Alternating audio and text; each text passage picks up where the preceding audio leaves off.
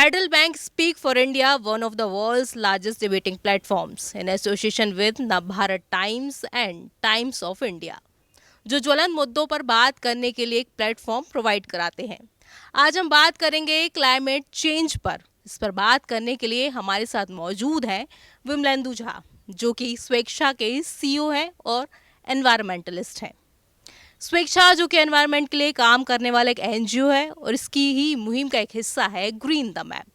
Green the map एक ऐसा platform है जो इको फ्रेंडली प्रोडक्ट्स को बढ़ावा देता है और ये सारी कवायद इसलिए ताकि हमारा एनवायरनमेंट, हमारा पर्यावरण दुरुस्त रह सके। स्वागत है विमलेंदु जी आपका हमारा इस प्लेटफॉर्म पर। धन्यवाद। सबसे पहले मैं आपसे ये जानना चाहूँगी कि क्लाइमेट चेंज क्या है।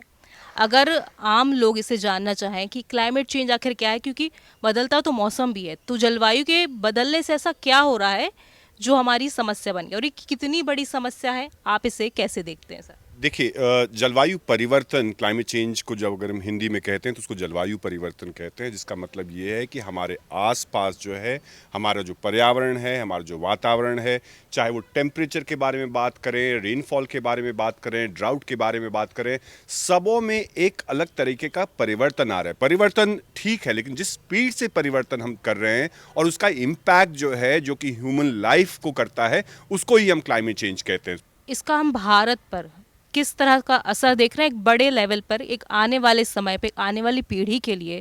क्योंकि अब सिर्फ क्लाइमेट चेंज नहीं, कल क्लाइमेट माइग्रेंट की भी बात होने लगी, जैसे कि आपने बताया। तो भारत पर आप इसका कैसा असर देखते हैं ग्लोबली? भारत का सबसे मेन असर जो मैंने कहा कि कृषि के ऊपर इसका असर पड़ने वाला है बहुत ज़्यादा, साथ ही साथ हेल्थ पे असर पड़ने वाला है बहुत ज़्यादा। हम देखते हैं कि आईपीसीसी की रिपोर्ट में भी कहा गया है कि चाहे वो सर्कुलेटरी डिजीजेज हो, डायबिटीज़ हो, रिप्रोडक्टिव डिजीजेज हो, बहुत सारे इश्यूज पे और साथ ही साथ चाइल्ड मोर्टेलिटी जो है, इन्फेंट मोर्टेलिटी, वो भी इंक्रीज होने वाला है। तो हेल्थ पे इम्पैक्ट है। और साथ पे जब हम कहते हैं कि फ्लडिंग हो रहा है, एक्सट्रीम क्लाइमेट इवेंट्स हो रहे हैं, एग्रीकल्चर में डिस्ट्रेस हो रहा है, उन सबों से जो है वो माइग्रेंट पॉपुलेशन एक बनने वाला है। समस्या सभी को पता है, लेकिन being a developing nation, Bharat अपने इकोनॉमिक एम्बिशंस को देखते हुए कैसे क्लाइमेट फ्रेंडली लाइफस्टाइल अपना सकता है? देखिए, एम्बिशंस अपनी जगह पे है, लेकिन उस एम्बिशन का कोई वैल्यू नहीं है अगर एक बीमार देश हम पैदा कर रहे हैं।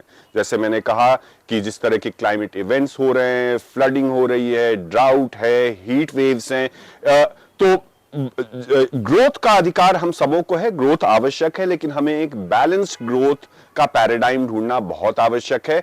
हम रफ्तार से अगर अपने अपने अपने इंफ्रास्ट्रक्चर को बढ़ाना चाहते हैं और उसमें अगर हमारी एनवायरनमेंट कॉम्प्रोमाइज होगी तो फिर इसका खामियाजा जो है हमारे सर, लेकिन हम अपने इकोनॉमिक एम्बिशंस को भी तो इग्नोर नहीं कर सकते। हम दुनिया की फास्टेस्ट ग्रोइंग इकोनॉमी है, इसे भी अचीव करना है, तो इसमें जैसे कि नवीकरणीय ऊर्जा है, उसका कितना रोल हो सकता है? देखिए, मैंने पहले भी कहा कि ग्रोथ तो करना है और हमें 5 ट्रिलियन इकॉनमी भी बनना है, लेकिन 5 ट्रिलियन इकॉनमी बनने के चक्कर में अगर हमारे आधे से ज़्यादा बच्चे बीमार हो जाएं तो उसका कोई मतलब नहीं बनता है। सर, तो कोई बीच का रास्ता हो सकता है? बीच का रास्ता वही होगा जब हम सस्टेनेबल डेवलपमेंट के मॉडल पे चलेंगे कि हमें डेवलपमेंट भी ज़रूरी है, साथ ही साथ सस्टेनेबिलिटी भी ज़रूरी है। हमें अपने एनर्जी कंजम्पशन को, कि हम देख रहे हैं कि भारत जो है एनर्जी की बहुत आवश्यकता है, साथ ही साथ उसको हम कैसे sustainable energy, renewable energy consumption की तरफ हम अपने आप को बढ़ाएं।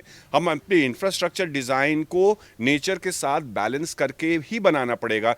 वही एक उपाय है, क्योंकि अमेरिकन मॉडल ऑफ डेवलपमेंट को अगर हम देखेंगे या डेवलप्ड कंट्रीज के मॉडल को देखेंगे जिसमें हम पर कैपिटा एनर्जी कंजम्पशन बहुत ज़्यादा है, उस मॉडल पे भारत जैसा देश जिसकी जनसंख्या जो है 1 बिलियन से भी ज़्यादा है, अगर हम उस तरह के फुटप्रिंट और उस तरह के मॉडल का नकल करेंगे तो ये एक बहुत ही बड़ा डिजास्टर होगा भारत के लिए भी और पूरे के पूरे पृथ्वी के लिए। सर, आपने यूएस का जिक्र किया। यूएस जो कि एक डेवलप्ड कंट्री है जहां इंडस्ट्रियलाइजेशन हो चुका है। अब ऐसी नेशंस जो डेवलप्ड हैं वो हम जैसे डेवलपिंग कंट्रीज से एक्सपेक्ट करते हैं कि हम कुछ अपने ऊपर रिस्ट्रिक्शन लगाएं, climate friendly restriction. Carbon emissions के बारे में आप जानते होंगे, उसे कंट्रोल करने के लिए हम कुछ रिस्ट्रिक्शन लगाएं। तो आपको क्या लगता है कि बीइंग अ डेवलपिंग नेशन ये हमारे साथ कितना फेयर है? देखिए, डेवलपिंग नेशंस की तो जिम्मेदारी बनती है क्लाइमेट चेंज मिटिगेशन में, लेकिन उससे ज़्यादा जिम्मेदारी जो है वो हिस्टोरिकल पोल्यूटर्स जो रहे हैं, वो 7 देश जो हैं पूरे विश्व के जो अमीर देश हैं वो हिस्टोरिकल पोल्यूटर्स हैं और उनकी जिम्मेदारी सबसे ज्यादा है, क्योंकि ये जो स्थिति हमारी बनी है वो खासकर उन देशों के कारण बनी है। लेकिन साथ ही साथ ये भी समझना जरूरी है कि उन लोगों ने गलती की और उनकी जिम्मेदारी अभी है और उनको मिटिगेशन और एडेप्टेशन में डेवलपिंग नेशंस की सहायता करनी जरूरी है।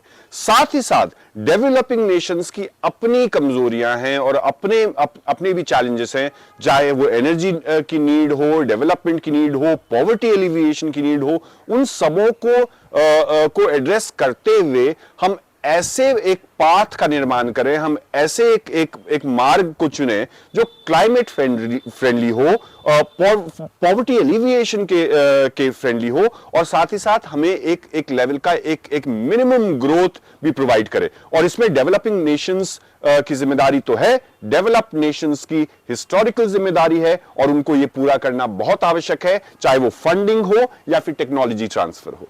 सर, आपने बताया कि डेवलप्ड नेशन की जिम्मेदारी बड़ी है, जो कि बात भी सही है। चाहे वो पेरिस अकॉर्ड हो या सीओपी हो, इसमें डेवलप्ड नेशन की हिस्सेदारी ज़्यादा बनती है। लेकिन भारत फिर भी अपनी तरफ से बहुत कुछ कर रहा है। 33% उसने फॉरेस्टेशन का लक्ष्य रखा है। लेकिन सर, यहाँ एक बात और आती है कि जो लोग हैं, आम लोग, जिन्हें नहीं पता है कि क्लाइमेट चेंज का उनकी ज़िंदगी पर सीधा असर कैसे पड़ रहा है, तो वो एक कैसे क्लाइमेट फ्रेंडली लाइफस्टाइल को अपना सकते हैं और कैसे इसमें कंट्रीब्यूट कर सकते हैं, ताकि हम इस क्लाइमेट चेंज को स्लो कर सकें। रोक तो सकते नहीं है इतनी जल्दी।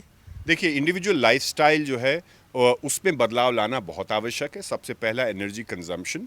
हम एनर्जी कंज्यूम करते हैं, लेकिन हम कितना एनर्जी कंज्यूम करते हैं और किस तरह का एनर्जी कंज्यूम करते हैं, तो उस पर ध्यान देना बहुत आवश्यक है। साथ ही साथ कंजम्पशन, नॉर्मल कंजम्पशन जो लाइफस्टाइल बेस्ड कंजम्पशन है, चाहे वो फैशन हो या फूड हो, उसके ऊपर भी आम जनता को, एक इंडिविजुअल को ध्यान देना बहुत ही आवश्यक है कि हमारा फुटप्रिंट क्या है कंजम्पशन का। सर, आप एक एनवायरमेंटलिस्ट हैं, तो आप अपनी लाइफ में कैसे ये चीज़ें कंट्रोल कर रहे हैं, या फिर जैसे आपने कहा कि फुटप्रिंट्स, उसे कैसे आप कंट्रोल कर रहे हैं और आप अपने एक इंडिविजुअल कैसे कंट्रीब्यूट कर रहे हैं? देखिए, अपने मैंने जो कहा कि इंडिविजुअल फुटप्रिंट और कलेक्टिव फुटप्रिंट दोनों को मैच करना बहुत आवश्यक है।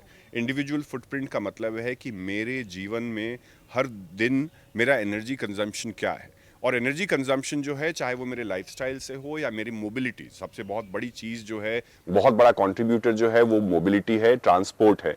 तो हम पब्लिक ट्रांसपोर्ट को हम क्या बढ़ावा दे सकते हैं, हम चूज कर सकते हैं बनस्पत ये कि हम बड़ी गाड़ियों में घूमें।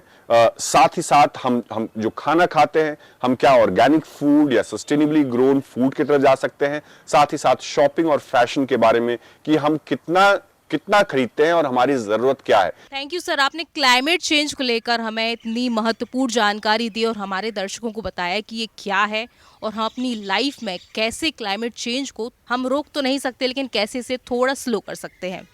तो बने रहिए और देखते रहिए हमारे साथ स्पीक फॉर इंडिया के इस प्लेटफॉर्म को। Students who are interested in participating in Speak for India debate competition can register at www.speakforindia.in. Tune in to Speak for India to know how the youth is debating on pertinent issues.